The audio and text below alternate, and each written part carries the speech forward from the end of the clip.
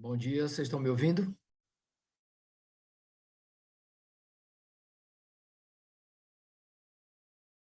Bom dia. Vocês estão me ouvindo? Estou te ouvindo, professor Sérgio, tudo bem? Ana Luísa, tudo bom? Você vai me assessorar. Então, na Isso, sequência, você que eu faço a moderação e você faz o controle das equipes, isso, isso, tá? exatamente. Então, eu estava olhando os papers na sequência, iniciar com o 1638 e os dois qualitativos, e o 742, e a tradição como elemento e estratégia como prática. Tá certo. Depois, o do 62, que é Distributed, é um texto em inglês, deixa eu ver aqui. Distributed Cognition Model. E que são dois quales e dois quants, né? Tá certo. Deixa eu colocar os vídeos aqui, na ordem já, então. Então, Assis, tudo bom? Pode ligar seu áudio, Assis, se quiser se aproximar. Bom dia, tudo bem? Bom dia, tudo bom? Quanto tempo, né, Assis? É, E Samantha, bom dia. Olá, gente. Bom dia, professor Sérgio. Obrigado. Bom dia, Francisco, Ana. bom dia, Samantha e Ana. A gente vai começar exatamente com a nossa Samantha, né? Sim, começa Tradição comigo. como elemento dinâmico. Depois, do da Professor, Neuza. tem um trabalho que na plataforma não tem o vídeo, que Isso, seria 62, o de inglês. isso, o 62. Aí, se os autores estiverem presentes, a gente pode verificar com eles se eles têm o vídeo gravado e de repente deu algum erro para subir na plataforma, se eles quiserem exibir, ou se eles É, quiserem usar esses 8 minutos para apresentar eu, também. é, eu também vi, Ana, que o trabalho de inglês, é, não, tudo bem, não tem um vídeo, exatamente, por isso que eu deixei para o terceiro, né? Terceiro, exatamente. Tá ótimo.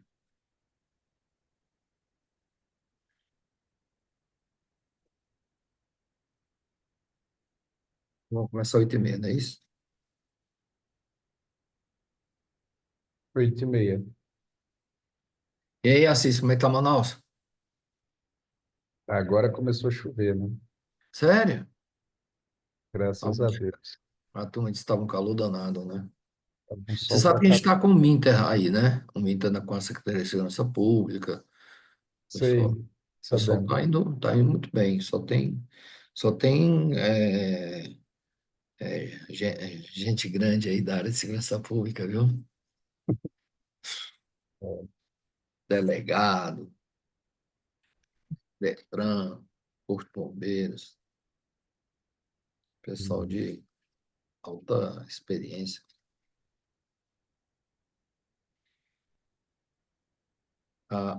Ana, interessante, o vídeo de estratégia como prática, da Neuza, eu percebi que ele tem 15 minutos. Não sei como é que o evento deixa submeter quer dizer, a orientação de até 8 minutos é só uma Uhum. orientação, mas não tem uma restrição, né?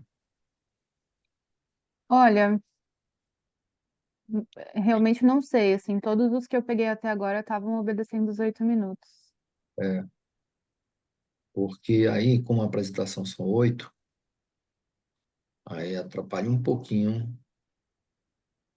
é 8 de apresentação. Se não, vamos fazer assim, apresenta, discute, apresenta, discute, no final a gente faz uma discussão. Isso. Fica- A gente tá seguindo geralmente essa, E essa aí, ordem dessa maneira. o PP da Samanta, o vídeo tá bem, tá com menos de 8 minutos nessa faixa. Qualquer coisa, então a gente passa os 15 minutos e aí, se tiver alguma pergunta, a gente deixa para discussão final, para não A atrasar gente vai também. administrar esse 1h30, né? Aí você toma conta aí. Eu Tá vou, certo. sequência, a pessoa apresenta, eu abro para para discussão. A gente vai ter, eu tenho a moderação ainda, tenho as minhas observações dos artigos, eu vou fazer no final, talvez, né? Vou fazer no final. E aí, Ana, tem uma orientação com relação a colocar um link do... Você coloca no chat? Obrigado. Sim, professor, pode deixar que eu coloco. Tá ótimo. Eu estou vendo aí que vocês estão com pano de fundo semiático. Como é que faz isso? É só... Ah, o senhor Ah, tem a imagem? hum, não, deixa para lá. Eu posso te mandar por e-mail, professor, se o senhor É. preferir. E aí é rapidinho, é só vir numa configuração de vídeo aqui e colocar como background.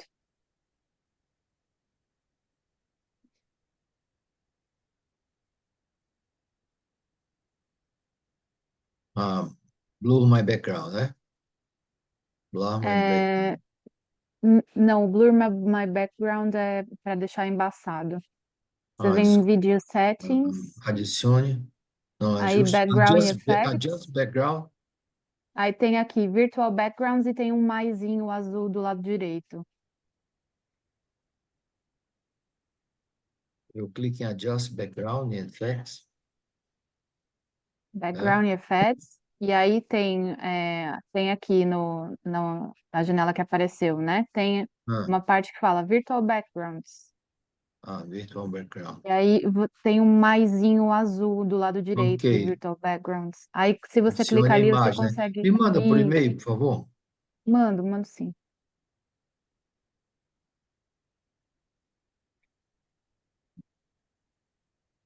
Obrigado.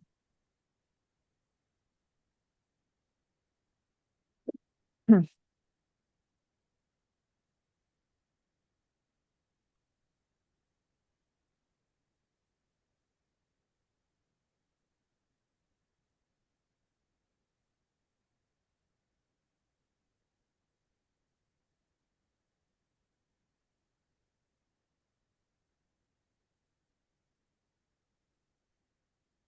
Você mandou? Tô mandando.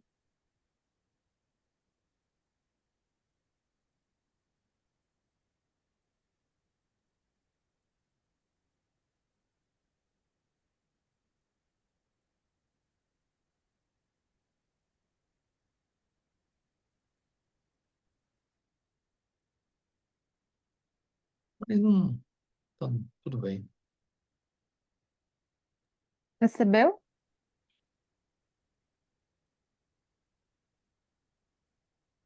Eu acabei de te mandar por e-mail. Engraçado que, que o Zoom aqui tá, ele tá atrapalhando. Como é que eu minimizo isso aqui, o Zoom? Ele não tá, ele tá no meio do e-mail. Você mandou, né?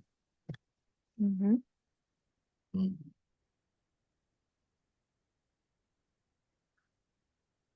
Pegue a imagem. Ah, tá. Vou baixar. Obrigado.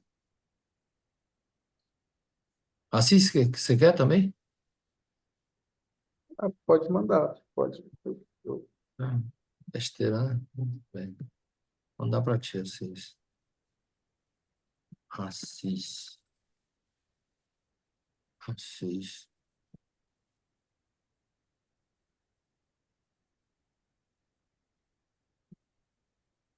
Já. Mandei. WhatsApp aqui. Vou baixar.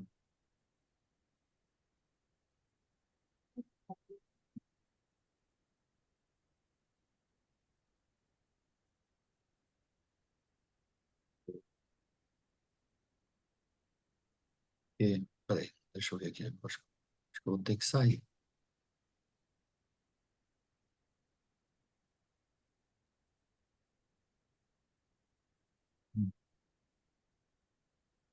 Ele fica no meio, eu não consigo tirar a minha tela de zoom. Eu vou deixar para lá.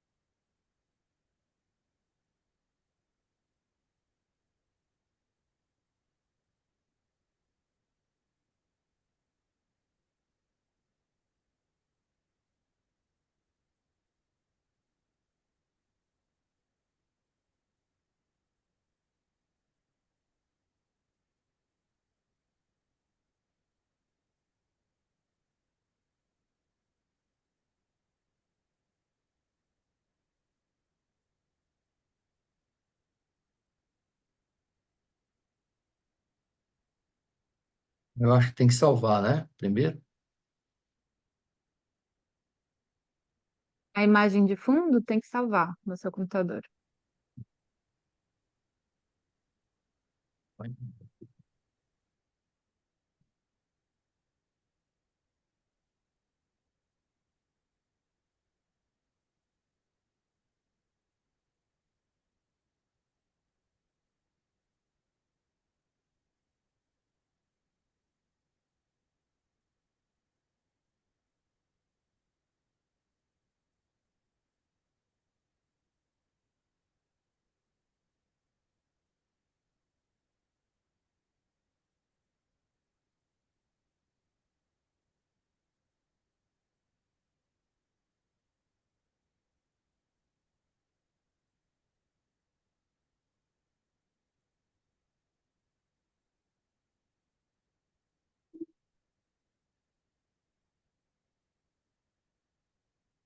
Bom dia a todos. Olá. Bom dia.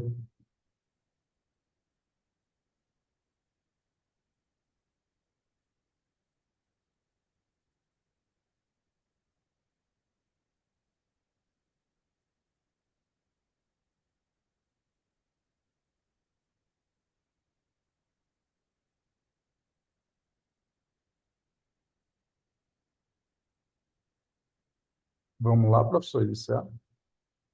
Vamos, espera aí.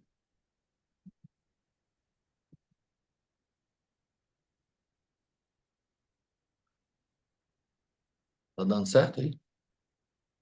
Sim. Agora deu certo. Vou tirar esse negócio, parecendo um monstro. Bom, então, bom dia a todos. Nós estão aqui presentes a Samantha, a Neuza. Camila, você que vai apresentar o paper em inglês? Então, A Camila está junto no meu tá com artigo. você, né? Tá Isso, nós duas somos autoras do primeiro trabalho. tá bom. Então, vamos... Ana Luísa, você quer coordenar e eu faço a tempo? Professor, A fica à frequência vontade. é a Samantha, depois só a Neuza e depois vocês. Se chegar o paper 62, aí apresenta, não é isso? Então, Ana Luísa, eu vou passar para você, você comanda a sequência é o seguinte, apresenta o vídeo, depois tem algumas 8 minutos de perguntas, aí segue, no final eu vou fazer as apreciações dos trabalhos. Bom dia a todos. Combinado. Vou colocar o play aqui no primeiro vídeo. Você só me confirma com o joinha se vocês estiverem ouvindo, por favor. Apresentação para vocês do Estamos artigo, vendo. resultado da Tá minha ok. tese, que se chama Tradição como um elemento dinamicamente incorporado no fazer da É baixinho. estratégia de Tá organização bem de projetos. baixinho. Esse artigo foi escrito por mim, minha orientadora, a professora Natália Reze, minha colega e amiga Camila e Adriana. A área é Estratégia das Organizações e o tema Processo Estratégico Tá nas tão baixinho, né? Para mim tá. Em relação à introdução, Tá a gente bem sabe baixo. No meu som, aqui tá no máximo. Não sei se precisa aumentar o de vocês, Eu mas aumentei, mas... para mim tá no máximo. Para mim também. Bom, se você quiser, Amanda pode ir comentando. Deixa eu tentar. Deixa eu Acho tentar que fazer. tenta passar o vídeo mesmo. Tá. Qualquer coisa a gente faz um esforço aqui para para ouvir. Engraçado o Depois eu SEMEAD aqui. O explico meu tá ao mais. contrário, tá? Eu estou vendo o SEMEAD ao contrário. Mas não se preocupe, a gente vê SEMEAD atrás de você da forma correta. Para você aparece ao contrário, mas para a gente aparece da forma correta. Legal, obrigado. como um Tá elemento bom. dinamicamente incorporado no fazer da estratégia de organizações longevas. Esse artigo Samanta, você foi pode, escrito por mim, minha inclusive, ir orientadora, a comentando, professora Natália Reze, minha colega e amiga Camila e Adriana. fazer A área é misto. estratégia das organizações e o tema processo estratégico nas organizações. Em relação à introdução, a gente Querem que eu sabe que a cultura apresente? brasileira ela é marcada pela Então vamos diversidade. lá, gente. Eu vou ir E isso também comentando se em cima do percebe na vídeo. gastronomia brasileira. Então, Ainda mais que fomos explorados, né? Recebemos diversos imigrantes de vários países e isso reflete também na nossa gastronomia. é complicado, né, eu falar em cima É, do vídeo. a gente vai lendo. Tá, Se a gente pessoal, então Mas colocar pode no vamos. comentar. máximo volume, aí a gente consegue ouvir um pouquinho do vídeo, sim. Eu Então, botei então no. deixa eu rodar o Ana, vídeo, você que senão a gente vai compartilhou aí vazar. com o áudio do teu computador, porque às vezes ele vem só o áudio do vídeo, do teu computador e não do vídeo. Não, ele tá É, com o fone. Tá com o fone. Eu tô é que compartilhando aqui, o vídeo tá baixinho mesmo no YouTube. E você, Samantha, desculpa perguntar, mas eu participei de uma outra sessão e precisei fazer isso. Você foi lá em Share Sound? Quando a gente vai dividir o vídeo, aparecem Sou duas eu que estou caixinhas. compartilhando. Eu, Ana, que estou Ai, compartilhando. Ana, perdão. Você dividiu o Share Sound, né? Isso. Vocês conseguem ouvir o vídeo, não conseguem? Mas tá baixinho. Tá baixinho. No meu computador já tá no máximo e eu tô com fone aqui, então não tá saindo o som da minha caixa, né? Eu acho que é o vídeo que tá baixinho mesmo. Se vocês puderem, por gentileza, aumentar ao máximo o volume de vocês, a gente segue aqui com o vídeo. Ok, Dito vamos lá. isso, a gente sabe que a Pode iniciar. longevidade desses restaurantes que foram fundados antigamente é algo que reflete padrões, crenças, valores, práticas, né? Que são transmitidos de gerações para gerações. E também, se bem explorados, podem ser aí uma fonte de vantagem competitiva para essas empresas. A partir desse contexto, a problemática desse estudo se iniciou justamente pela curiosidade que a gente teve de compreender como que essas organizações incorporam sua tradição, a sua longevidade, como uma prática para lidar tanto com as pressões, mudanças internas e externas que elas foram vivenciando ao longo do tempo, né? Porque o nosso ambiente ele é dinâmico e está sempre em mudanças, então essas empresas têm que lidar com isso de um jeito ou de outro. E como que elas podem fazer isso utilizando a sua tradição, né? Nesse sentido, a partir disso, esse trabalho, esse artigo tem como objetivo analisar a tradição como um elemento dinamicamente incorporado sobre a perspectiva da prática em organizações longevas do contexto do setor gastronômico paulistano. Em relação ao referencial teórico, fizemos um aporte aí sobre as capacidades dinâmicas na perspectiva da prática, bem como um aporte sobre o que tinha de estudo até aqui relacionado à tradição. Então, efetivamente, não existe um consenso sobre o que a gente entende por tradição. Quando a gente fala que teve um olhar, teve uma lente na perspectiva da prática, né? Então a gente precisa saber que esses atores dentro das empresas eram os praticantes e suas ações estão imbricadas, né? Imbricadas aí nessas práticas. E percebe-se que nesse contexto a gente evidenciou uma lacuna da necessidade de compreender quais eram as práticas ou o conjunto de práticas que aconteciam nessas empresas para isso ser compreendido como tradição, né? Então, esse conhecimento que as empresas têm e que elas botam em prática é um conhecimento contínuo e recursivo, né? E a partir disso também a gente olhou para os processos de capacidades dinâmicas, de Sensing, Sizing e Reconfiguring, a partir desse olhar das práticas sociais. Em relação aos aspectos metodológicos, realizamos uma pesquisa qualitativa, utilizamos o software Atlas TI para nos assessorar nessa análise, escolhemos a cidade de São Paulo por ser uma capital gastronômica mundial e referência aqui no Brasil, contatamos 2 contatos e a partir deles utilizamos a técnica de bola de neve, em que essas pessoas iam indicando outros entrevistados e fizemos entrevistas semi-estruturadas. Tivemos a participação de 25 entrevistados, os quais geraram 1.573 minutos de gravação, 26 horas e 22 minutos, com um total de 277 laudas de transcrição literal. A seleção para escolher esses 25, então eles precisavam ter alguns critérios. Eram eles: serem organizações fundadas por imigrante ou por um imigrante, possuírem mais de 35 anos de história e serem consideradas empresas familiares. Para análise, utilizamos Joia, né? Então fizemos aí uma pesquisa abdutiva em que coletamos primeiros dados e depois foi realizada essa análise, né? Buscando aí uma apreciação acerca dessa natureza, desse mundo social, como se sabe e se conhece sobre ele, tá? Em relação aos resultados, consideramos a tradição uma prática social, principalmente pelo seu atributo dinâmico, ou seja, descobrimos que a tradição ela não é algo estático, e sim ela é algo dinâmico, e ela é incorporada, né, pela organização no seu fazer estratégia. As atividades humanas, elas são recursivas, pois mesmo elas sendo criadas pelos atores sociais, elas são constantemente recriadas, né? Então a gente percebe ali que os atores, eles reproduzem as condições que viabilizam essas atividades sociais e esse processo só se realiza devido à forma reflexiva desse conhecimento. Então essas práticas, elas são organizadas em tempo e espaço e elas acompanham o seu próprio contexto social, econômico e político. Destaca-se também que a tradição, ela só é colocada em prática com os guardiões, os que a gente chama guardiões da tradição, né, que incorporam e reproduzem essas práticas ao longo do tempo. A tradição, ela apresenta, então, um conjunto de crenças e práticas transmitidas, seja consciente ou inconsciente ao longo do tempo. A gente também percebe que nessas práticas organizacionais, elas são construídas e mantidas por pessoas que estão ativamente envolvidas nesse processo ao longo do tempo. No nosso caso, né, desde 1881 até 2023, conforme analisou-se nos 25 restaurantes longevos, e também em relação ao campo empírico, a gente percebe que o passado, ele pode ser utilizado como uma referência para moldar a prática ou esse conjunto de práticas que existe nas organizações. E o passado, ele é acessado por esses sujeitos, por esses atores, por esses praticantes, por meio aí das práticas sociais que chamamos de tradição. Por fim, a tradição, ela pode ser compreendida como uma prática, um conjunto de práticas incorporadas e que elas são constantemente construídas e reconstruídas na dinâmica organizacional. A tradição, ela tem pilares fixos e maleáveis, então aquelas coisas que mudam, são reinventadas e coisas que não podem ser mexidas. A gente percebeu que a figura do fundador tem um papel expressivo nessa tradição dinamicamente incorporada dentro das organizações, e também percebemos que existe um movimento recursivo de compreensão do presente diante das referências do passado. Também foi possível perceber que o sizing transcorre como um elemento condicionante nessa dinâmica organizacional de reflexão dos atores nessas organizações.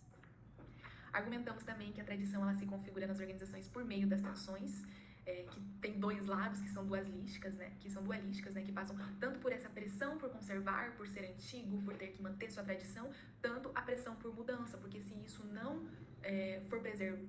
for inovado ao longo do tempo, a organização pode morrer, né? Então, por um lado, observa-se uma pressão para preservar as práticas, expressivamente dando ênfase à tradição que procura manter elementos identitários da empresa, incluindo aqui o contexto sociocultural histórico, a abordagem do empreendedor em relação ao uso, a visão do fundador, e especialmente prevalente aí em negócios familiares. Já por outro lado, existe uma pressão por transformação, representada pela ênfase das capacidades dinâmicas, né? Que buscam aí essa inovação para garantir sobrevivência e também para se adaptarem a essa dinâmica do ambiente.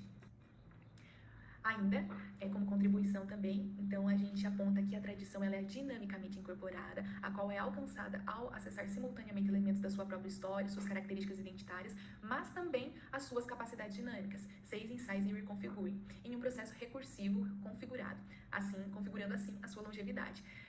A partir de termos descoberto que a tradição, ela é dinamicamente incorporada, a gente elenca que a tradição, ela não é estática, não existe um paradoxo entre a tradição ou inovação, como algumas literaturas apontavam. O modelo construído a partir da articulação teórica evidencia a vontade de permanecer como e a vontade de mudar por parte dessas organizações. Conceitua-se o que são organizações tradicionais e a tradição se configura como um elemento estruturante dentro desse trabalho. Seria isso, muito obrigada e até mais. As referências.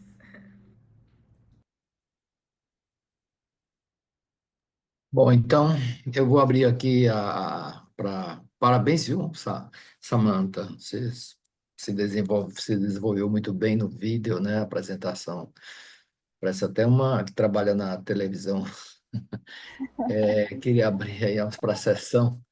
Alguém quiser fazer algum comentário.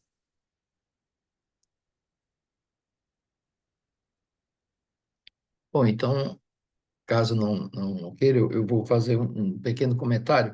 Eu gostei muito do trabalho, eu adoro esse tema de restaurante.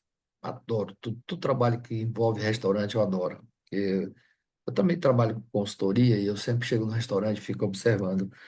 É, Na introdução, Samantha, agora eu vou para o paper, tá?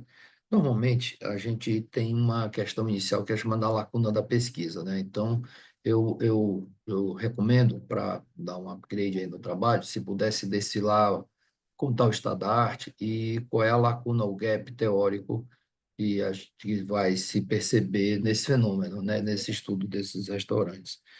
E aí, nos papers anglo-saxões não tem, mas nos nossos papers a gente sempre bota uma questão de pesquisa, uma tal de uma pergunta, né? Porque uma pesquisa, uma resposta é uma pergunta. Tem uma pergunta, assim, com aquela interrogação, e eu notei que o seu objetivo geral, ele está assim, normalmente em botar, o objetivo da pesquisa é, a gente fica às vezes saber qual é o objetivo do trabalho, só deixar mais explícito a lacuna, a questão de pesquisa e o objetivo.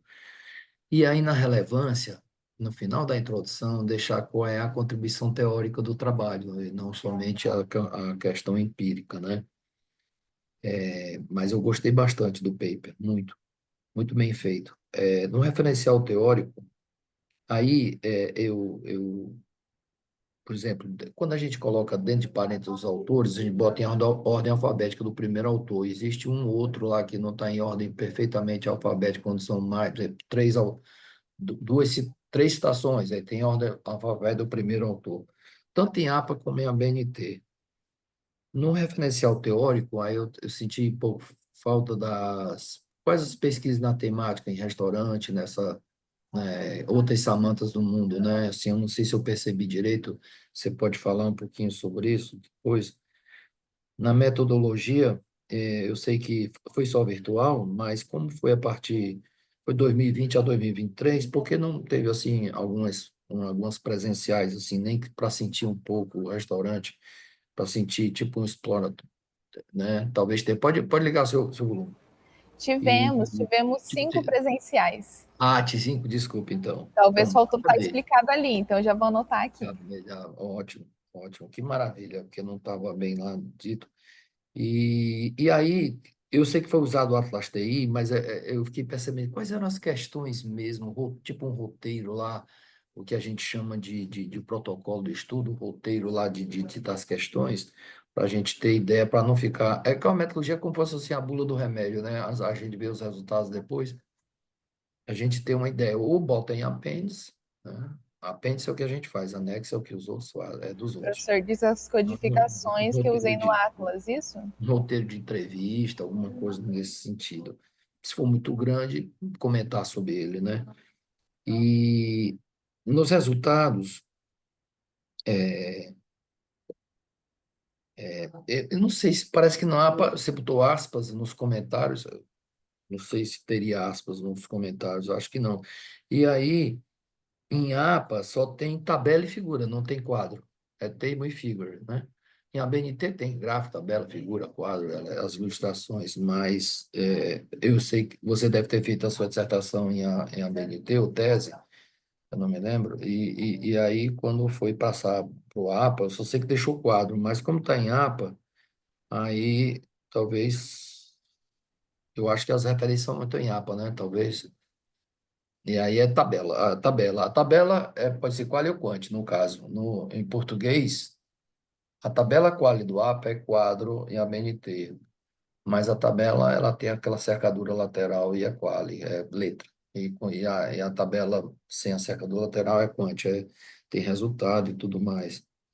E aí eu achei bacana esse negócio da tradição versus inovação, foi o que eu mais achei incrível do trabalho, né? Quer dizer, uma coisa pode ser tradicional e ter uma capacidade, né, de inovação. Eu achei assim um fenômeno incrível. Finalmente a tradição dá uma freada, né? E dá uma revisada também nas referências, como colocar em APA, eu não me lembro se está em APA ou ABNT, eu acho que é APA. Mas a pergunta que eu queria fazer é que tradição versus. Não foi observado. Versus inovação, achei incrível essa capacidade. Mas não foi observada a questão de sucessão, não, né? Professor, foi observado em algum grau, só que eu acho que talvez no paper não ficou tão explicado porque a gente não consegue botar tudo no paper, né? Com Tudo da certeza. tese. Mas assim, foi observado com base nas capacidades dinâmicas, pensando nas práticas que eles produziam.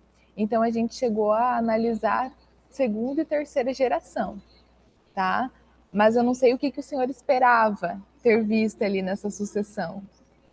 Não, é porque até em termos referencial teórico, imagine, eu tenho uma coisa de 80 anos, né, de meu restaurante, que tem aquela tradição, mas as coisas vão mudando na vida, né, e os filhos vão assumindo, o mais velho, o pai vai ficando, o avô vai ficando só no conselho, alguma coisa, e aí, se a gente pudesse depois, isso como sugestão, usar o fenômeno ao longo do tempo, por exemplo, usar aquelas fases, pode ser no modelo Pit-Grill, pode ser as fases do contexto Uhum. controle de processo, ou do Hinton e outros, fazer uma evolução. Esse trabalho é de uma dissertação ou de uma tese? É Ou de do... uma tese.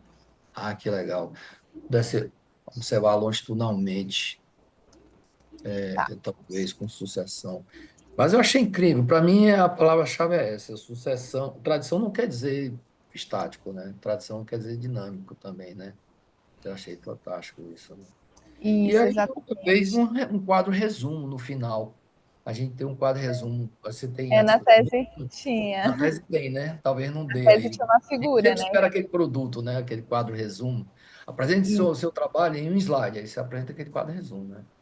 É, a gente, na verdade, conseguiu comprovar que a tradição ela não é estática, ela é dinâmica, e a gente conseguiu olhar isso a partir das práticas.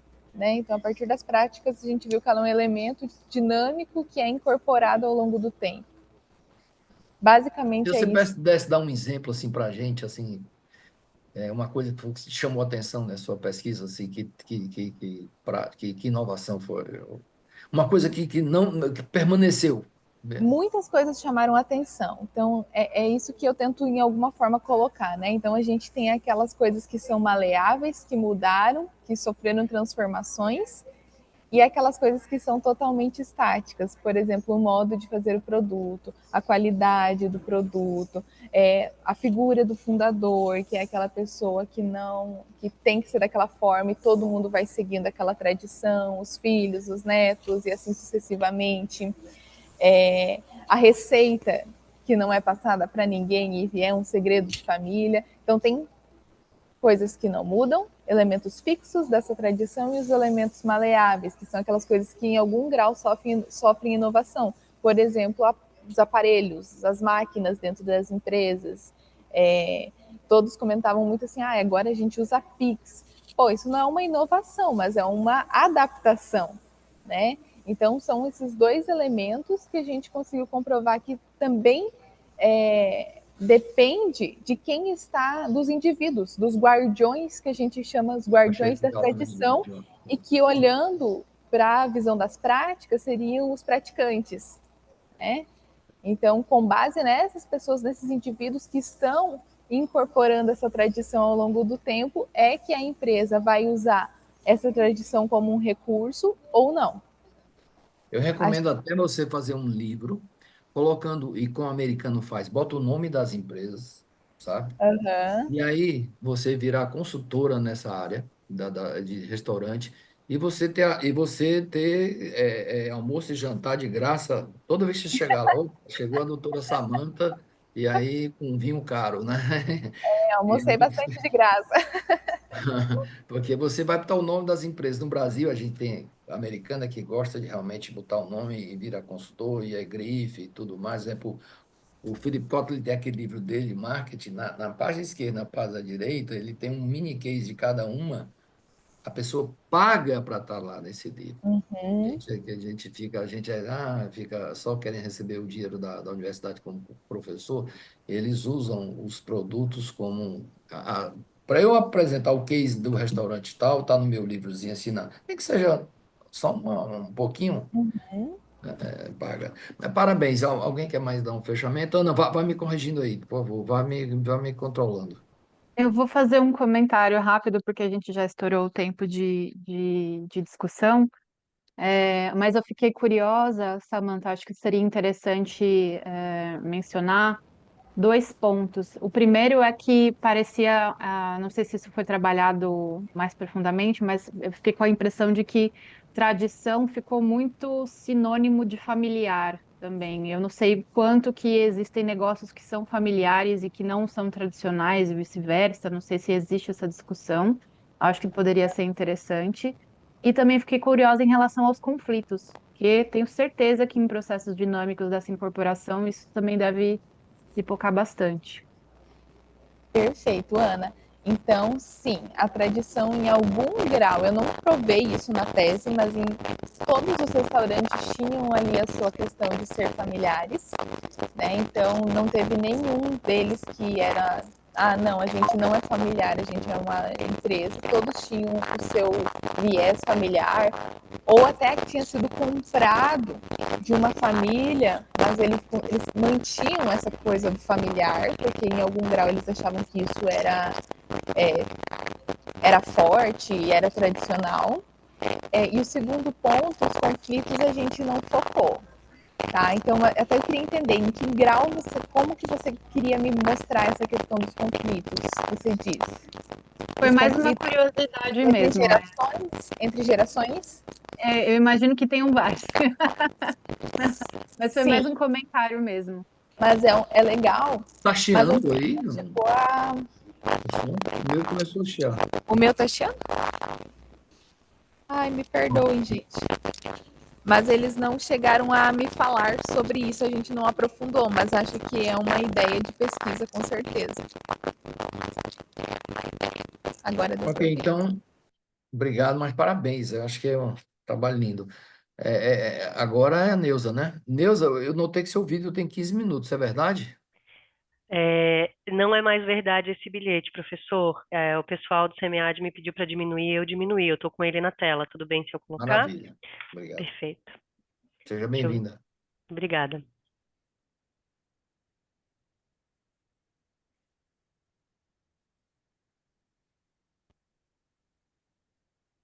Vocês já estão vendo o vídeo, certo? Então eu vou dar play agora.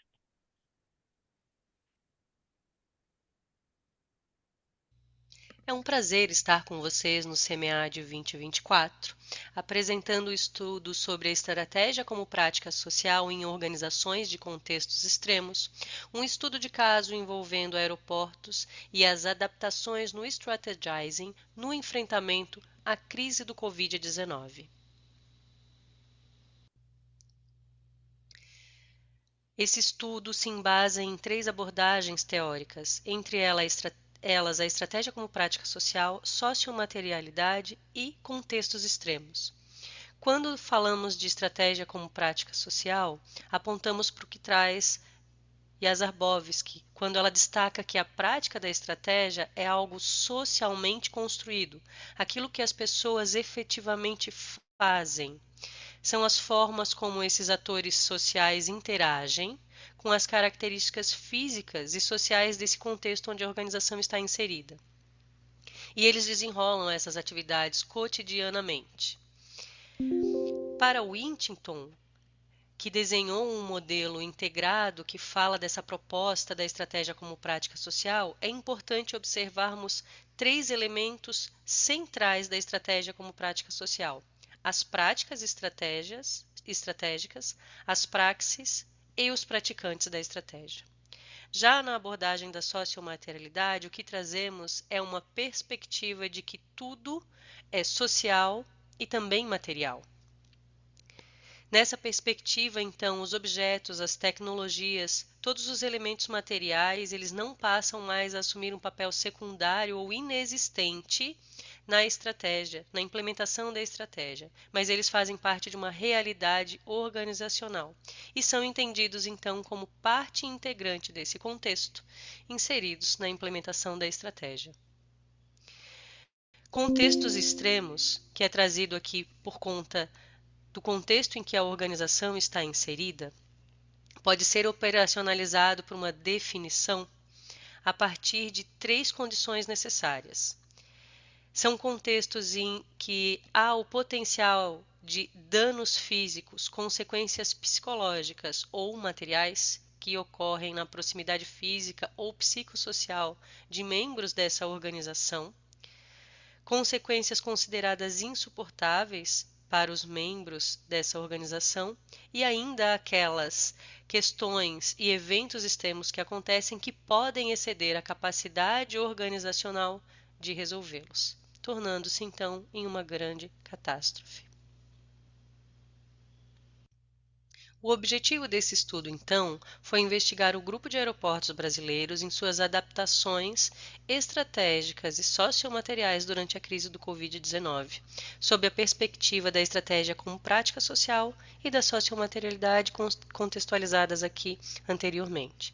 Nós revisamos, então, a forma como as coisas eram feitas nessa organização, incluindo as tradições, as normas, os procedimentos e os elementos sociomateriais envolvidos no strategizing organizacional. Tudo isso afetou ainda o modo de pensar e agir dos estrategistas envolvidos no fazer a estratégia.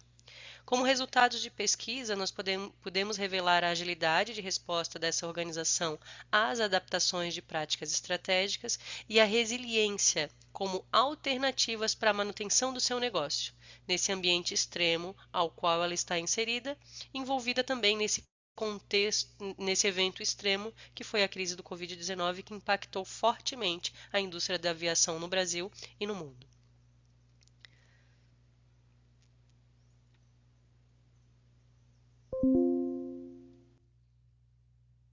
Como delineamento de pesquisa, temos que ela é qualitativa descritiva, é um estudo de caso único, com corte transversal e aproximação longitudinal. E sobre a seleção do caso, nós podemos dizer que existiam 3 premissas básicas. Ser uma concessionária de exploração aeroportuária de iniciativa privada,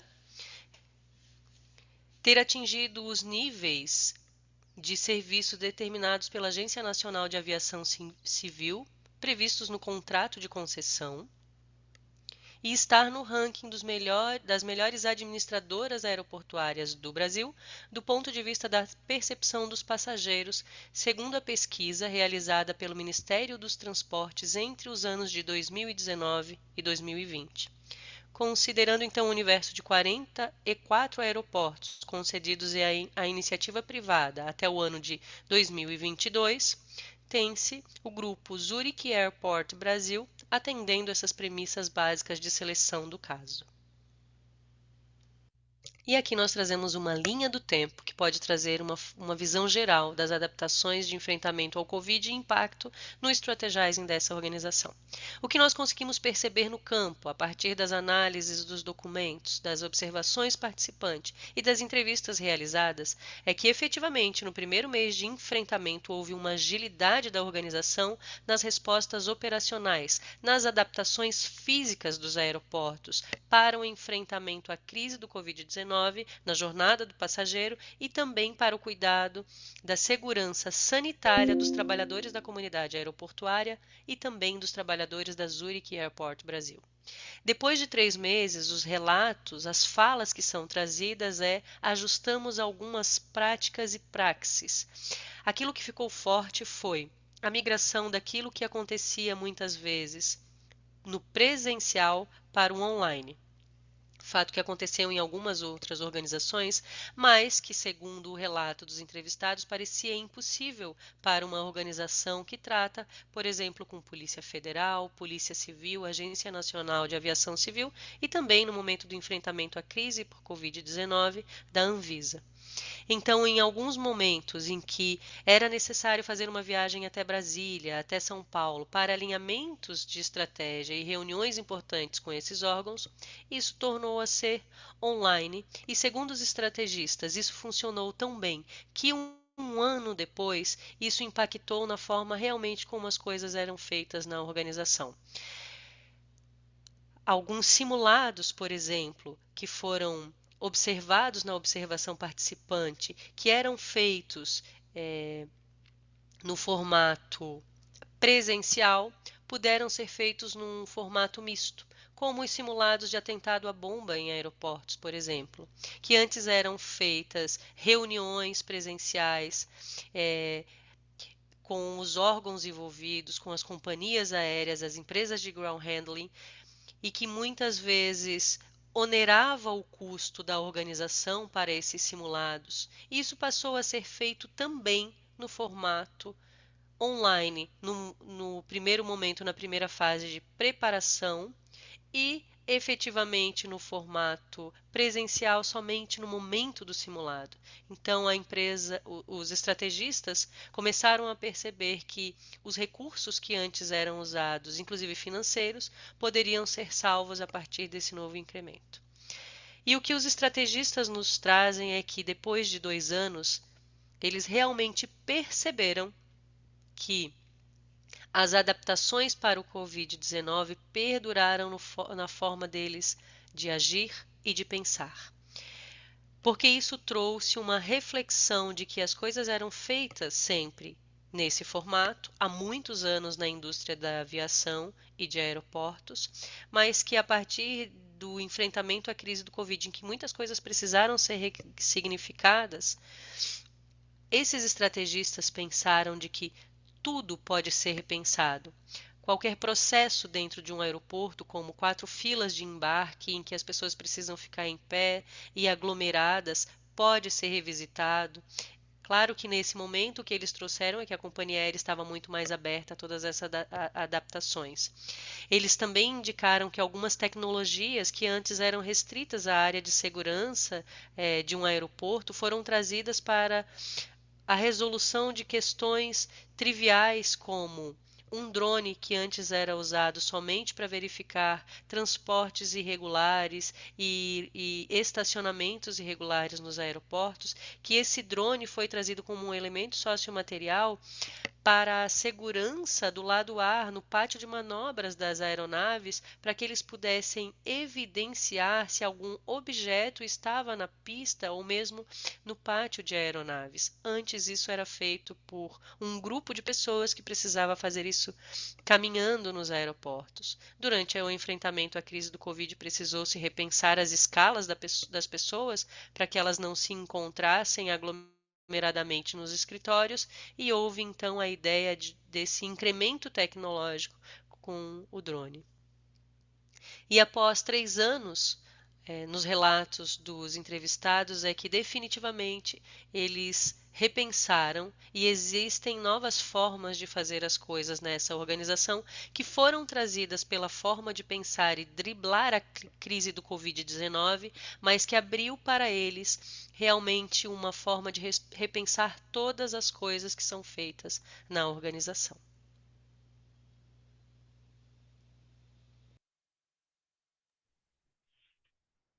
Pronto, professor Sérgio, professora Ana, eu concluo aqui então. Eu não preciso mostrar outra parte, porque vai dar um pouquinho mais de 8 minutos, e aí eu penso que eu posso passar a palavra a vocês. Obrigada.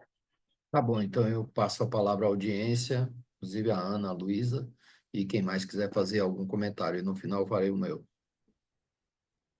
E parabéns pela apresentação, pelos slides e por tudo. Obrigada. Já vai terminar. Ana, Luísa, quer fazer algum comentário? Como você fez? Professor, posso dar prioridade para o pessoal Tá, aqui por tá, enquanto. bom. Ana é mestrado, né? Ou Neuza, é mestrado, né? Foi resultado da dissertação, sim, professor. Dissertação. Uhum. Tá ótimo, Isso. parabéns. Bom, primeiro, outro tema que eu acho muito legal é aeroporto. Eu acho, assim, fantástico, assim, restaurante, aeroporto, eu acho muito legal. Coisa fascinante, acho, coisa de criança mesmo. Por que eu queria fazer alguns questionamentos? Por que você escolheu esse objeto empírico, né? Esse fenômeno? Eu sei se sofreram com isso na Covid, alguma coisa nesse sentido. Eu acho que o mundo todo passou por isso. E a questão é a seguinte, vamos lá. Na introdução, como eu já falei, o seu trabalho está em APA, né? É muito importante a gente iniciar. A introdução, para mim, é a coisa mais difícil, porque a gente tem que mostrar a lacuna da pesquisa, ou coisa difícil é mostrar a lacuna da pesquisa, sabe? Para mim, é o ato mais complicado na pesquisa, é rastrear o que já existe na literatura, nos papers, nos artigos, fazer uma revisão sistemática de literatura, etc. E ver o que é que está falhando, onde é que a gente pode contribuir, né?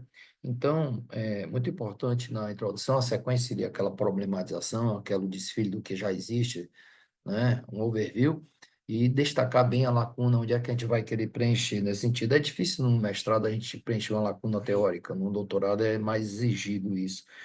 Mas, mesma coisa que eu fiz com a Samantha, é ter uma questão de pesquisa, uma pergunta, uma interrogação.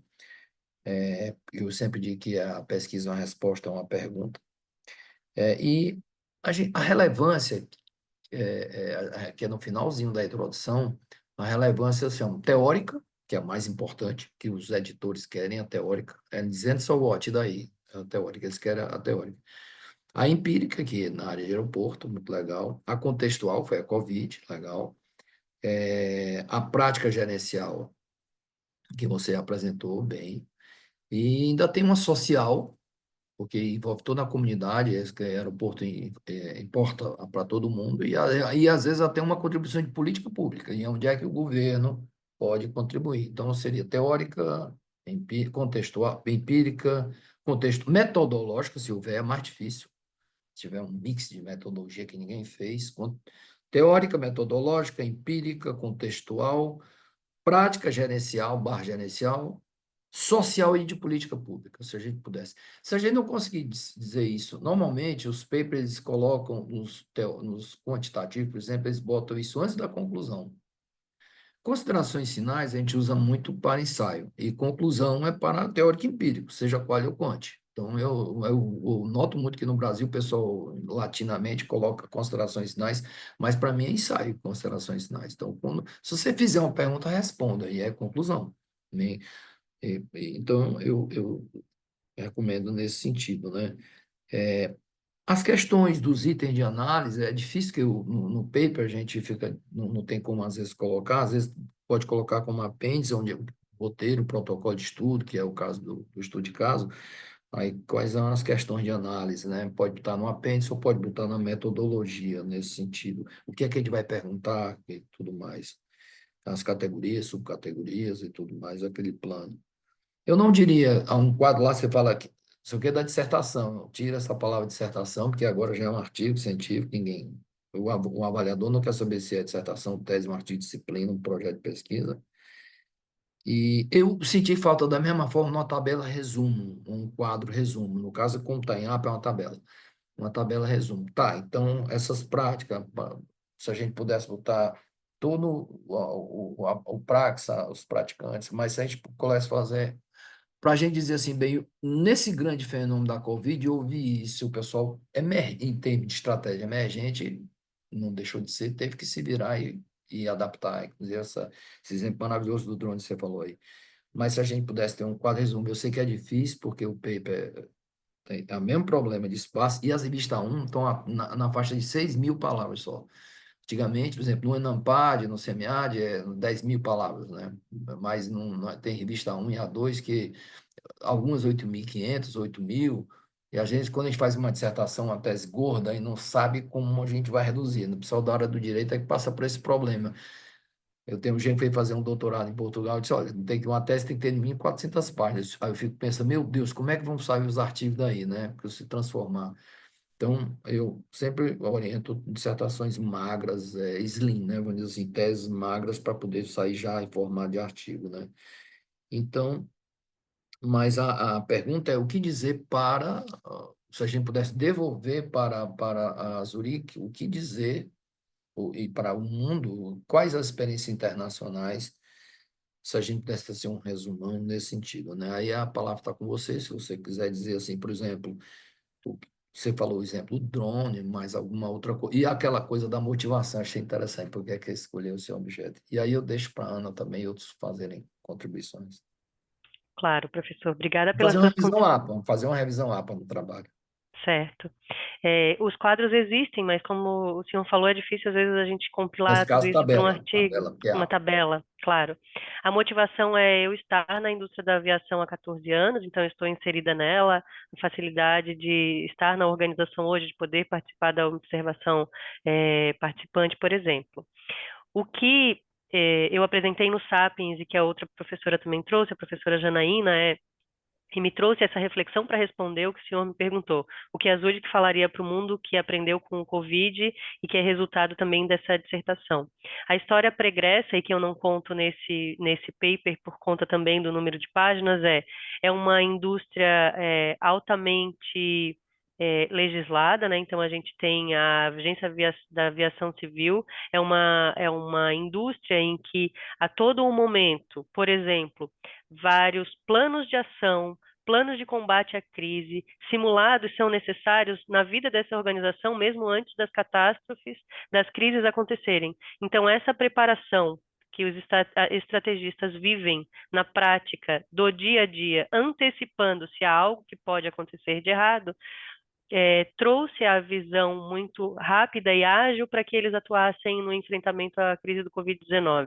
Não só nessa organização, mas se a gente replicasse esse estudo de caso para entender em outras organizações, em outros aeroportos, muito provavelmente a gente poderia cruzar o dado para entender se é um fato relevante também nas outras organizações.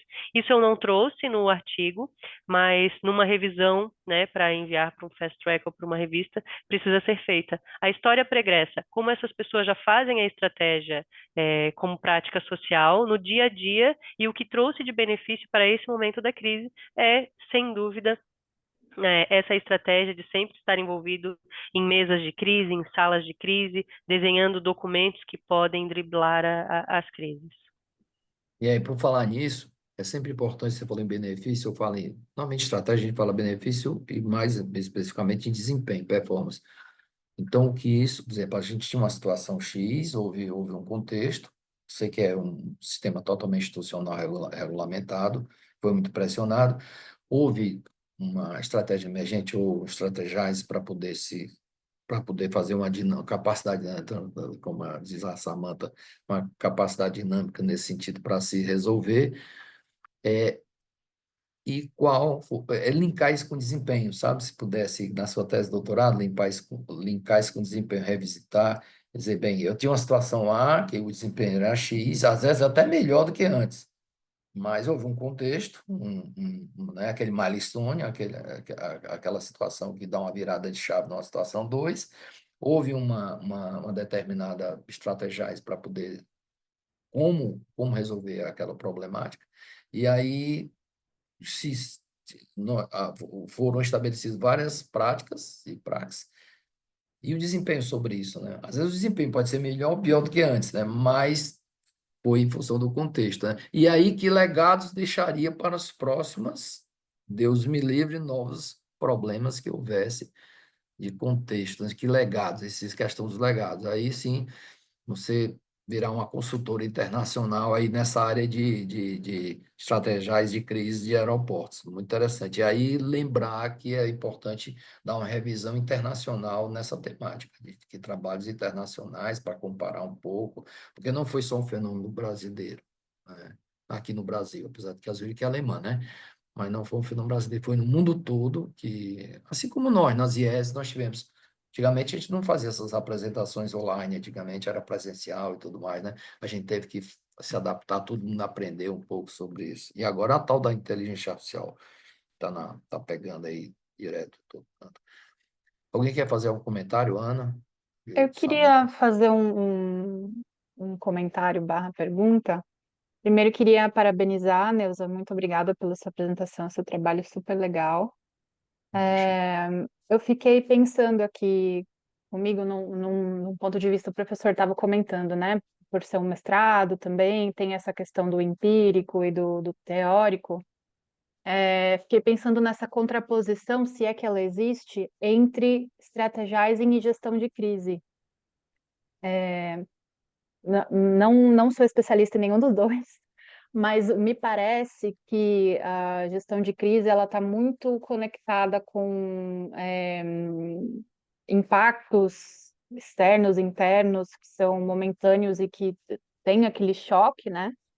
E o strategizing ele está de certa forma uma premissa um pouco mais sólida de você projetar e pensar uma empresa do ponto de vista de longo prazo, de é, é, é, geração de valor e etc, né? Então, no meu entendimento, você tem uma estratégia e em determinado momento que existe uma crise, você tem ali uma gestão de crise que pode ser esses elementos aprendizados incorporados depois a uma estratégia que seja mais longo prazo. Não sei se esse é o caso, mas eu acho que valeria a pena se você for continuar estudando esse tema e seguindo, né, nessas correntes teóricas, eu acho que poderia ser interessante explorar. Isso pode ser uma lacuna na literatura que pode ser explorada. Não conheço, tá? Estou só pitacando aqui. É Ana, a gestão. Desculpe, Deus. não, você Pode. pode falar, professor. Não, entender assim, a gestão de crise é mais top-down e a estratégia é mais bottom-up, de baixo para cima, né? Toda uma É, prática. como a Ana trouxe, Mas a observação vai ser interessantíssima. sim, sim. E como a Ana trouxe, é emergencial. Sim, o strategizing realmente está. O fazer a estratégia é aquilo que as pessoas fazem todo dia, há um planejamento, normalmente de curto, longo ou médio prazo, né, Ana? É o que a literatura nos traz. Mas no momento de crise, e por isso eu trouxe o contexto extremo ao qual a organização está inserida, no momento de crise de organizações assim como aeroportos, hospitais, no momento de crise, os estrategistas precisam realmente se reunir e repensar muitas vezes aquela estratégia em um momento e fazer isso e colocar isso em prática muito rápido. Mas eu entendo que a Ana trouxe e essas estratégias se perpetuaram, porque é o que eu estou mostrando como resultado de pesquisa, né? Então ela fala de uma continuidade que podia existir, também confrontando o strategizing, ele é tido como médio e longo prazo, houve a ruptura, o breaking, né, da crise, e como isso se comportou, como esse fenômeno se comportou daqui para frente nos aeroportos da Zurich ou em outros aeroportos do Brasil que eu pudesse estudar, e faz sentido, Ana, obrigada pela contribuição. E, professor, muito obrigada. Eu realmente não tinha pensado ainda. Acho que às vezes a gente está tão envolvido com a nossa pesquisa que é sempre importante a gente apresentar para ter esses insights. Fazer uma conexão com se já existem é, estudos parecidos, similares, com aeroportos do exterior, para entender como na Europa isso foi tratado nos Estados Unidos, porque a crise realmente foi mundial e a indústria da aviação foi altamente impactada. Então, outros estudos, depois do meu, já podem ter existido, falando de estratégia como prática social, para que a gente possa fazer um cruzamento. Obrigada por isso. Maravilha, parabéns aos dois trabalhos, achei isso fantástico. Os trabalhos qualitativos, assim, são os trabalhos mais do coração, né? Os quantitativos são mais da razão, aquela coisa mais fria, né? Então, agora vamos ver o trabalho do Assis, que é de uma área muito querida ao mundo, né? Que é a região do Amazonas, da Amazônia, e o Assis é de lá. O Assis foi meu orientando do doutorado, é empresário e é um homem que vive na Federação das Indústrias de lá. E ele preocupado com essa questão da capacidade de inovação e versus a criação de valor compartilhado do modelo porteriano. A gente tem, só fazendo uma revisão, a gente tem a responsabilidade social corporativa, CSA, Corporate Social Responsibility, depois veio a Corporate Social Performance para medição, depois veio a Triple Bottom Line, né? E na sequência teórica, depois veio a ESG, que está em moda, e depois o último foi, em 2011, o Criação de Valor Compartilhado do Porter, que a ESG ainda está mais forte do que a CSV, e hoje já tem um tal de BS, Business Social, mas é mais para consultoria. Então, o trabalho do Assis, a palavra é sua, Assis. Bom dia a todos, né? Então vamos ver o vídeo, aí depois a gente discute. Olá, meu nome é Francisco Assis e junto com Sérgio Forte, nós somos os autores desse Professor artigo. Sérgio Corte. Vou iniciar a apresentação. O título do artigo é Turbulência de Mercado, Ambidestria Organizacional, Criação de Valor Compartilhado e Desempenho na Indústria da Amazônia. Seção temática do trabalho é Estratégia em Organizações. O sumário dessa apresentação vai ser apresentar introdução, modelo teórico, plano de hipótese, metodologia, resultados, discussões e contribuições e a conclusão. Sobre a introdução, o contexto ele inclui os construtos ambidestria organizacional, criação de valor compartilhado e desempenho na indústria. A lacuna teórica, a gente busca preencher uma lacuna existente na literatura, de modo a criar um modelo que enfatize a relação entre ambidestria organizacional e criação de valor compartilhado no desempenho das organizações em um ambiente turbulento. e que possa ajudar os gestores de empresas situadas na Amazônia a melhorarem seu desempenho organizacional. A questão de pesquisa, em um ambiente turbulento, quais os impactos no desempenho organizacionais das indústrias situadas no Polo Industrial de Manaus, tendo como preditores a ambidestria organizacional e a criação de valor compartilhado? O objetivo é avaliar o impacto desses construtos, turbulência de mercado, ambidestria e criação de valor compartilhado no desempenho organizacional, no âmbito das empresas do Polo Industrial de Manaus. A relevância teórica é preencher a lacuna na exploração e estudos quantitativos das relações entre ambidestria e criação de valor compartilhado e seus efeitos no desempenho organizacional.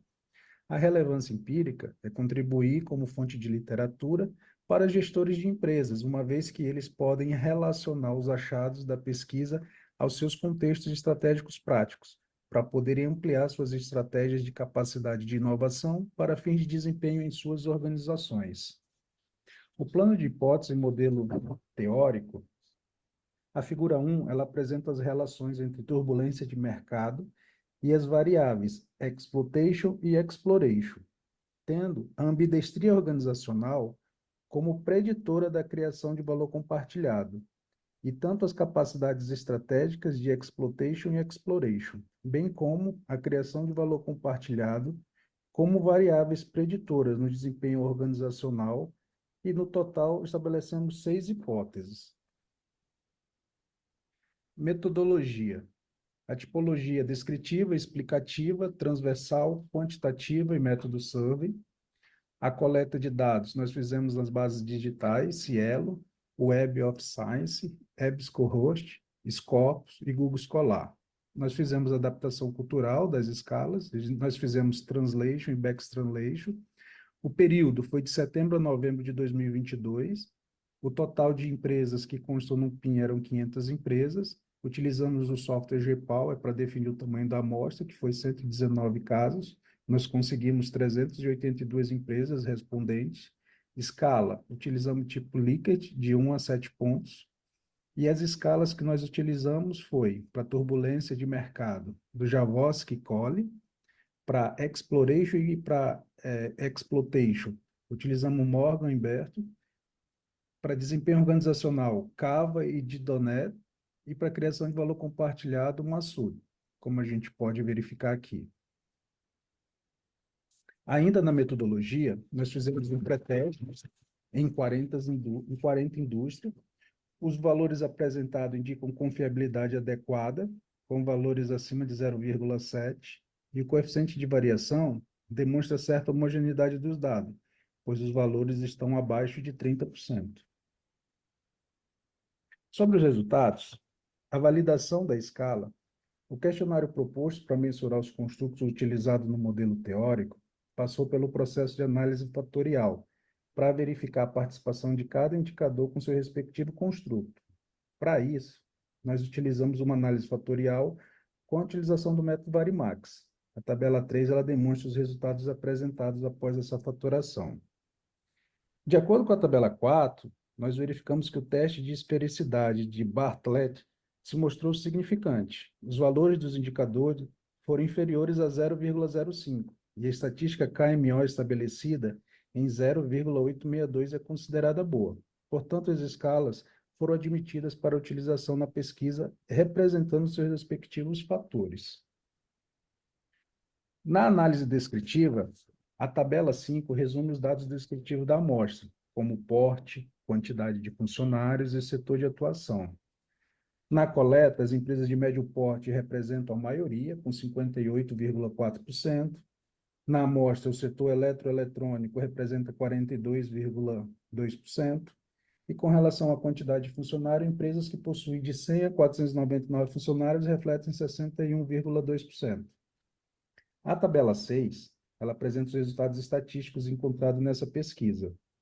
O coeficiente de variação, quando resulta em valores abaixo de 30%, indica que a amostra demonstra relativa homogeneidade. Nesse estudo, todos os construtos apresentaram o coeficiente de variação abaixo de 30%, conforme a gente pode ver na tabela 6. A análise do resultado utilizando o software PLS 100. Tabela 7, ela apresenta o modelo de caminho das 6 hipóteses estabelecidas, apresentando suporte em 4 hipóteses, a hipótese 2, a 4, a 5 e a 6. Porém, não sendo suportadas as hipóteses 1 e 3, aquelas em que o caminho passa pela capacidade de inovação incremental, o exploitation. Observando os resultados na figura 2, percebe-se que o modelo apresenta um R2 ajustado no desempenho organizacional de 0,398, ou seja, muito bom para o modelo testado. Sobre discussões e contribuições, a variável exploitation não é sensibilizada pela turbulência de mercado e ainda não impacta o desempenho organizacional. A criação de valor compartilhado pode fornecer uma alternativa rentável e sustentável para empresas do PIM. As empresas do Polo Industrial de Manaus, embora busquem ser ambidestras, entendem que seus desempenhos organizacionais possuem impulsionamentos por inovações disruptivas. A contribuição significativa da criação de valor compartilhado para o desempenho organizacional, sugerindo que empresas que alinham seus sucessos com o progresso social tendem a se sair melhor. E essa pesquisa contribui para a literatura de estratégias de gestão ao adicionar novas evidências à relação dos construtos. Sobre a conclusão, nós sugerimos que os gerentes devem considerar deslocar seus focos estratégicos para o exploration e para a criação de valor compartilhado. Em conclusão, essa pesquisa ela apresenta um avanço no entendimento do efeito da ambidestria organizacional do desempenho das empresas da Amazônia sob turbulência de mercado e a influência da criação de valor compartilhado. Espera-se que ela inspire novos caminhos de pesquisa e mostre aos gestores a importância de reconsiderar suas estratégias, mantendo sempre em vista o bem-estar da sociedade, além dos resultados financeiros. Nós sugerimos pesquisas futuras, destacando para elaborar estudos qualitativos, para explorar mais as diversas ações em cada construto em relação nas empresas do PIM, e explorar o impacto da criação de valor compartilhado em diferentes centros industriais. Aqui nós temos as principais referências bibliográficas que nós utilizamos no trabalho. Desde já, eu agradeço pela oportunidade de apresentar o nosso trabalho. Muito obrigado.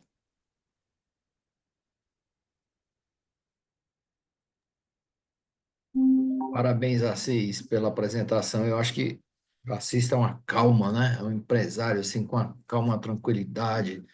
Parece que o mundo aí está turbulento, ele está na maior... Mas ele é desse jeito mesmo. Eu conheço ele há algum tempo. E quando eu fui dar um curso em Manaus, e ele...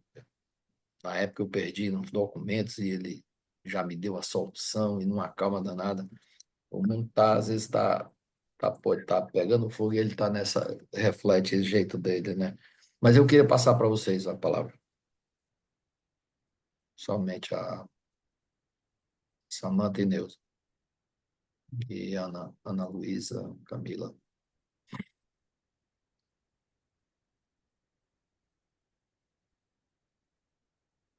Bom, nós tivemos dois trabalhos qualis e agora um quant, né? Aí o Assis termina dizendo o seguinte, que é preciso um trabalho qualis para poder ilustrar mais. É o que eu sempre digo, a gente começa com um quali, aí levanta, explora e tudo mais. Não, começa sempre assim a literatura, com ensaio. Os scholars, os doutores vão mais experts, vão fazendo ensaios sobre uma teoria. Depois começam trabalhos de estudos de caso e multicasos, qualitativo. Aí depois trabalhos de medição, quali e quants. Mas a gente, quando apresenta um trabalho quant, aí ele sabe, porque ele é empresário na área, mas e a tese tem mais coisas, de vários exemplos. Aí é preciso trabalhos mais quais para poder ilustrar. É como um balanço. Você vê um balanço, tá aí, por que que deu resultado? Deu positivo, deu negativo? Aí tem que saber todo um quali por trás, né? Então é muito interessante, né? E aí eu também, assim, estava pensando, não sei, eu não me lembro mais se na tese tem isso, que quando a gente tem a criação de valor compartilhado, o porta, você tem produto mercado, cadeia de valor e cluster. Para a gente também repensar isso nessa coisa do exploration dentro do produto mercado, cabe bem, como melhorar o produto para novos mercados, né? Fazer uma exploração disruptiva. Dentro da cadeia produtiva, aí a gente pode ver isso pelos betas de cada subconstruto. Criação de valor compartilhado. Que na criação compartilhada a gente tem um X itens, questões, frases, algumas de produto mercado, algumas de cadeia, algumas de cluster. Claro que de cluster são as mais difíceis, porque envolve todo um ecossistema, mas aí a gente tem pelo próprio beta, pelo coeficiente da equação, a gente pode dizer o que é que deu mais, entendeu? Mas também merece depois estudos qualis a partir daí. E Alguém até, quer falar? Senão aí o Assis complementa e fala das experiências dele. até fazendo depois uma avaliação qualitativa, porque a gente fez uma avaliação quantitativa, né? Então, a gente chegou à conclusão que o exploration influencia no desempenho, ou seja, inovações disruptivas, né? Em detrimento às inovações, às melhorias contínuas, Experimentais. né? E depois fazendo uma avaliação do ponto de vista mais qualitativo, isso faz todo sentido, né? Porque a maior parte das empresas que estão aqui no Polo Industrial de Manaus são empresas multinacionais de alta tecnologia.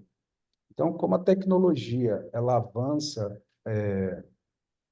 de uma forma muito rápida, né? A tecnologia ela proporciona essas melhorias disruptivas, então faz todo sentido que as empresas que estão localizadas aqui elas façam opção mais por estratégias disruptivas, né, do que estratégias de melhorias contínuas, né? Exatamente por estar inseridas nessa questão tecnológica, de serem multinacionais. Então, a gente, embora esteja localizado aqui, mas existem bases pelo mundo inteiro, né?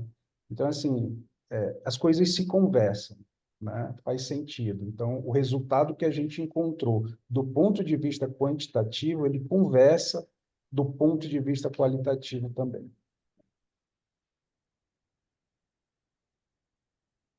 Interessante no trabalho da Samantha, a tradição é o negócio, mas isso não impede a inovação, né? No trabalho da Neuza, você tem, em diante de um contexto, que é uma turbulência de mercado, de certa forma, em um contexto muito forte, como foi o caso da pandemia, as empresas de aviação tiveram que se resolver, mesmo constitucional em cima, mas tiveram que se resolver, né, para poder, apesar de que ninguém viajou de avião, mas viajou depois, né, diferente, o restaurante teve que ir para o iFood, né, para ir para a inovação do teleentrega. A gente da IES, nós tivemos que entrar em. Eu me lembro que eu dava orientação para doutores, por exemplo, de Manaus ou de Belém, lá em Fortaleza. Eu disse, não, você tem que ver uma vez por mês aqui me ver. Hoje em dia não precisa, né? Quantas vezes eu assisto gente se viu, né? Assim, só muito pouco. Então a gente já se conhece bastante, então a gente pode orientar o mundo todo. Então todo mundo se resolveu virtualmente. Então, da Neuza, os aeroportos tiveram que fazer uma adaptação bottom-up também de gestão de crise, eu concordo, Ana Luísa. Não é só uma coisa de estratégias, também eles tiveram que se resolver, até porque eles, como diz o Assis aí, a Zurich, ela é alemã, então ela tem também toda uma tecnologia lá, alemã aqui para poder incorporar aqui no Brasil. Mas eu acho que os trabalhos, de princípio, Ana, eu achei assim, como é que coloca um trabalho quant assim, de equações estruturais, apesar de ter o outro, com dois trabalhos estratégiais e de qualitativo, de práticas, né? Mais de práticas. Aí eu achei assim meio estranho. Mas não, tem uma interligação muito interessante, porque as empresas lá do Assis, lá da Amazônia, se ela não estiver inovando, não tem desempenho, porque é muita competição e tudo mais. Então, eles vivem fazendo inovações tecnológicas para poder se desempenhar. Não sei se tem a tradição no meio, mas pode ser que tenha aí a tradição que a Samantha levantou. A Mas eu pesquisa queria devolver aí para o grupo, de novo. A pesquisa e desenvolvimento aqui é muito forte, né? Para vocês terem uma ideia, são 2 bilhões de reais que se investe em pesquisa e desenvolvimento todos os anos aqui. Isso é obrigatório. 5% do faturamento das empresas obrigatoriamente devem ser gastos com pesquisa e desenvolvimento. Então, isso é uma forma de alavancar inovações aqui, né? Assis, vamos ver se a gente repensa em um trabalho nesse sentido, num artigo nesse sentido, para a gente avaliar a criação de valor compartilhado no desempenho, mas pelo produto do mercado, cadeia de valor e cluster, porque esse modelo do Porter é assim, primeiro estágio 1, são uma escadinha de 3 degraus. Estágio 1, produto do mercado. Eu tenho que inovar meu produto, posso fazer incremental, radical, os dois, com desempenho. Depois eu tem que trabalhar todo o processo da cadeia produtiva das empresas. Aí lembra muito a questão de estratégias, muito lembra aí a questão do D mais P, porque você tem, desde o fornecedor até o comprador, tem que estar muito azeitado isso. E subindo a régua até uma questão de cluster, né? Então, pelos betas, já que deram significantes dos subconstrutos, a gente pode dizer se eles foram, quem foi mais forte, o coeficiente mais forte. E aí você, como domina as práticas, pode fazer um trabalho, tá, e fazer um quadro. Bom, eles foram significantes, esse foi mais forte, esse segundo mais forte, terceiro mais forte. E quais são as estratégias, os estrategiais, aí, quais são as práticas de cada um, né, nesse sentido? O que é que é disrupção por setor, etc. Não é que. Às vezes é uma tese, uma dissertação, uma tese, etc. É só o primeiro ponto, né? O pesquisador, às vezes, a gente fica querendo carne nova, novos temas, mas você pode continuar com esse tema por um bom tempo e focado, né? Para não ficar abrindo muitas fronteiras. Por exemplo, é restaurante, meu business é restaurante, meu business é aeroporto, meu business é indústria da Amazônia. E continuar até, por exemplo, nesse caso, eu sei que você é diretor de empresa, mas como consultor e tudo mais, né? Eu tenho uma grande consultoria na área de inovação nesse sentido, né? Ana, são 9h44, ainda temos 16 minutos. Já pensou? Estamos aqui meio que fazendo uma. Professor, eu acho que os trabalhos foram muito legais. Eu consigo também ver uma transversalidade neles. Eu queria, na verdade, fazer uma pergunta pro... O professor te chamou de Assis, eu vou te pedir licença para te chamar de Assis também. Claro. Francisco Assis. É, Assis, como é que ahn, chamam aí os teus colegas? Assis. Assis? Assis. É. Assis.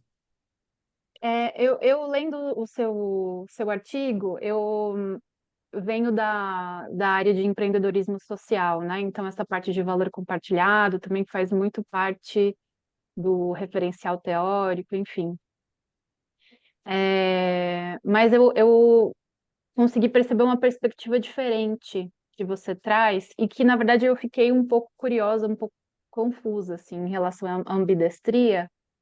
Pode ser que eu tenha confundido, mas eu achei que tem uma similaridade grande com o conceito de hibridismo. Não sei se eu viajei um pouco na maionese, então, nessa questão da ambidestria e das empresas híbridas e do valor compartilhado aí no meio. Então, você tem duas lógicas institucionais dentro da mesma organização, uma mais voltada para o social ou para o ambiental, outra voltada para o mercado, e todos os conflitos e as questões que você acaba tendo em decorrência disso, né? Eu fiquei na dúvida, na verdade, realmente, de como que esses conceitos se conversam, se você saberia me dizer se isso tem alguma relação ou se eu viajei muito mesmo na.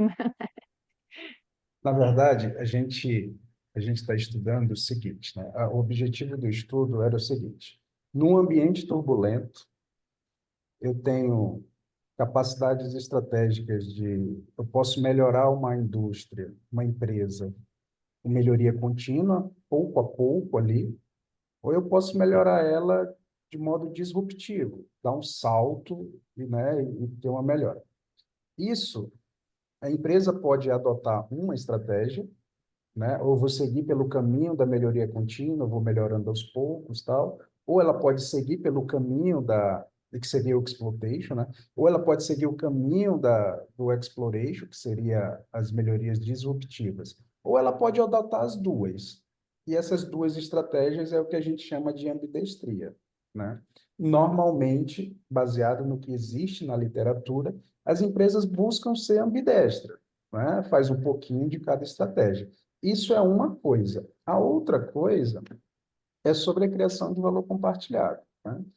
Aí a gente fala assim, a melhoria da empresa, né, de certa forma, ligado com a criação de valor compartilhado, isso influencia no desempenho? A gente buscou saber isso com a pesquisa, né? Porque o mais comum a gente encontrar, tanto em literatura quanto no dia a dia, são empresas buscando atender a questão da responsabilidade social. Só que o que a gente identifica pesquisando sobre isso é que a responsabilidade social, ela não faz parte do, ela não faz parte do business, do business, do negócio. Você faz responsabilidade social para, olha, eu quero ganhar dinheiro, mas aqui eu vou ajudar um pouquinho ali uma entidade. Eu vou fazer alguma coisa aqui que eu posso utilizar de forma positiva no meu marketing, essa coisa da responsabilidade. Mas a atividade fim é ganhar dinheiro e não ajudar as pessoas ou a sociedade. Quando a gente parte para a criação de valor compartilhado, eu trago essa coisa da responsabilidade. Eu trago, não, né? O Porter falou isso. O Porter traz essa questão de deixar a responsabilidade na periferia do negócio e trazer para dentro, né? Então, como é que eu posso, do ponto de vista da empresa, ganhar dinheiro e desenvolver a minha sociedade ao mesmo tempo, né? Então, te dar um exemplo prático para você entender isso, a Nestlé, quando estava desenvolvendo aquelas cápsulas de café, ela precisava ter um grão de qualidade, mas ela precisava ter, ao mesmo tempo, um grão barato. Então, ela foi, pesquisou, descobriu que uma das melhores áreas para se plantar o café da qualidade que ela queria era na África. Mas lá ela não tinha ninguém capacitado para fazer isso. Então, ela foi lá, deu recursos, treinou as pessoas, e as pessoas começaram a trabalhar, produzir, e a Nestlé, assim, comprar o seu grão de café.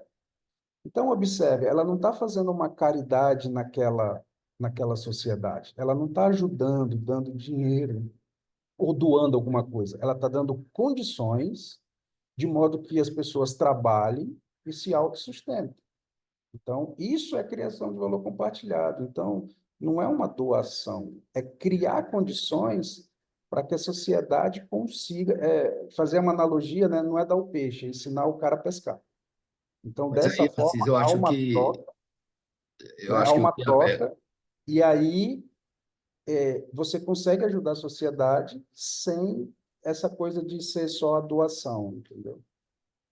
eu acho que a pergunta da Ana Luísa foi assim, porque como ela vem da área do empreendedorismo social, que na realidade cada autor, cada teoria, há uma sinergia muito forte, né? Então, imagine capacidade de inovar com criação de valor compartilhado. E o hibridismo social fica também nesse contexto.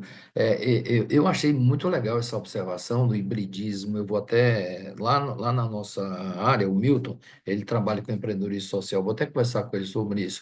Há uma conversa, deve haver uma conversa, uma sinergia muito grande, esses dois referenciais teóricos, desse hibridismo para isso pode sugerir trabalhos futuros de fazer uma analogia entre hibridismo com essa ambidestria no foco social, né? Mas é uma costura que eu não sei como é que isso está na teoria também, Ana Luísa, mas eu achei muito legal essa observação, nesse sentido. Samantha, Neuza, está todo mundo confortável? E aí, Saci, só para dizer que realmente o empresário, o Porter traz para dentro a questão do ambiental e social, dentro do foco da estratégia, que foi, ele disse assim, the big idea, né? Ele disse assim, segundo ele, o Porter Kramer, eu matei a CSA, a Corporate Social Responsibility, e criei o CSV. Há muita crítica sobre isso, muita crítica, né, nesse sentido. Até que ponto as empresas realmente fazem responsabilidade social, ambiental e social dentro do conceito da estratégia, mas é o que é a proposta deles. Mas também tem uma questão muito imposta, dos governos institucionais. Se não fizer, sai do jogo. Ou seja, se eu poluir, tratar mal a minha mão de obra, os stakeholders, se eu poluir, o meu ambiental social não for forte, ou seguir os regulamentos do governo, institucionais, nacionais, internacionais, eu estou fora. Até na rede social isso é importante. Se alguém descobrir, sai caindo a cadeia produtiva todinha. Ou seja, se alguém descobrir que a sua empresa polui, eu deixo de comprar, aí você deixa de comprar seu fornecedor vai quebrando, então você pode quebrar uma cadeia toda de produção internacional pelo simples fato de não ter obediência ao social. E não, então, se ele incorporar para dentro da empresa, organizacionalmente, o conceito da ambiental social, seja de responsabilidade social corporativa, seja de ESG, seja no Triple Bottom Line, CSSV, não importa o referencial, seja hibridismo social, não importa, se ele não fizer isso, as agências reguladoras, e aí tem um trabalho da Neuza, e e próprios restaurantes da Samanta, que são muito regulados também, imagine chegar uma fiscalização lá, ela acaba com... E se um cliente te denunciar na rede, você é um empresário tradicional, aqui no seu restaurante, mas vai indo, aí você tem lá, o restaurante é bom no iFood, aí tem os comentários, e alguém queima sua empresa, às vezes queima, às vezes de concorrência, não é verdade, alguém está queimando de fake news para te derrubar. E aí, quando vem numa imagem coletiva e que a sua empresa não está legal, e aí vai para você mexer na imagem para dizer que isso é fake news, já ficou no consciente coletivo, inconsciente coletivo.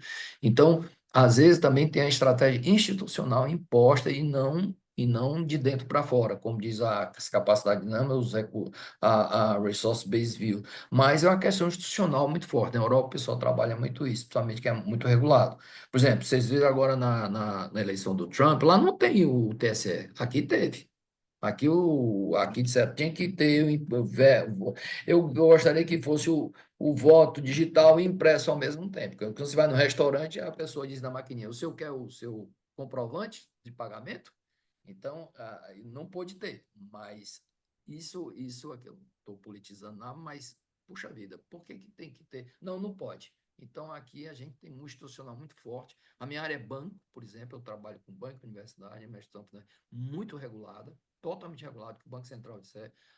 Então, a área de aeroportos também muito regulada, os restaurantes muito regulados. Então, tem um institucional assim, muito forte assim, se você não fizer ambiental e social, você está fora do jogo. E mesmo que o Estado não fosse forte, a comunidade podia estar para fora do jogo nas redes sociais. Dizer assim, olha, empresa tal polui, basta só uma notícia. Né? Ou alguém pagar para algum jornalista dizer. Então, existe também muita deslealdade no mercado, até nesse fenômeno competitivo. Então, não é só bem trazer para... Ou é imposta, tem que ser, se não for hoje, está fora do jogo. Se uma empresa não trabalhar isso, né? Um político, uma empresa, uma pessoa desgastar a sua imagem, aí já vai entra no referencial teórico de imagem. Então, um pesquisador que não é ético, se cair na rede que ele não é ético, e às vezes acontece isso, aquele cara que o ministro, eu tive aula com ele, né? Que ele colocou para ser ministro, ele dizia no lápis dele que era doutor sem ser. Mas, professor, olha só dando um exemplo rapidinho, eu também sou proprietário de restaurante, né? E Ah, eu é? apliquei, e eu apliquei CSV no restaurante. A gente tem tem pratos e bebidas que usam pimenta baniwa. É uma pimenta produzida por uma tribo indígena. E, e o que que eu fiz? Eu fiz uma parceria com a tribo, eles produzem, eu compro, utilizo em alguns pratos e bebidas, né? E um percentual disso eu repasso para eles. Então, estou aplicando CSV na veia com eles, entendeu? Parabéns. Ana Luiz, e aquela questão do chat? Você quer falar? Que para colocar o questionário de avaliação? Sim, eu queria apenas lembrar aos participantes, vou colocar de novo aqui no chat para caso alguém tenha entrado depois. A gente tem esse link aqui de avaliação da sessão, se vocês, por gentileza, puderem preencher, a gente vai ser ótimo ter os feedbacks de vocês. Eu preciso preencher, não, né? O moderador. Eu acho que sou. Professor, eu acho que não, mas eu Tá. honestamente não sei. Tem uma Acho que avaliação da sessão. isso, acho que você tem uma avaliação separada. Hum. Bom, gente, então, são 9h57 aqui no meu computador, não sei aí. Queria agradecer muito, muito obrigado, Ana Luísa, pela parceria, a Camila também, e Samantha, Neuza, foram apresentações excelentes, e Assis, parabéns também, e parabéns aí, você também está na área, diversificou, mas você ainda está como diretor lá da indústria? Sim. Você diversificou o portfólio, né? Tá bom, tá muito bem. Indústria, E, restaurante, vai, professor. e a área de negócio, pesquisador, morreu? Eu estou fazendo pós-doutorado agora, professor. Tá bom, tá certo. Então, felicidades aí para você. Aonde? Na Itália, Ah, na Itália, legal. Lecce. Então, tá bom. Obrigada, gente. Um abraço grande aí, Um obrigado. abraço, até Tchau, mais. tchau. Tchau, tchau.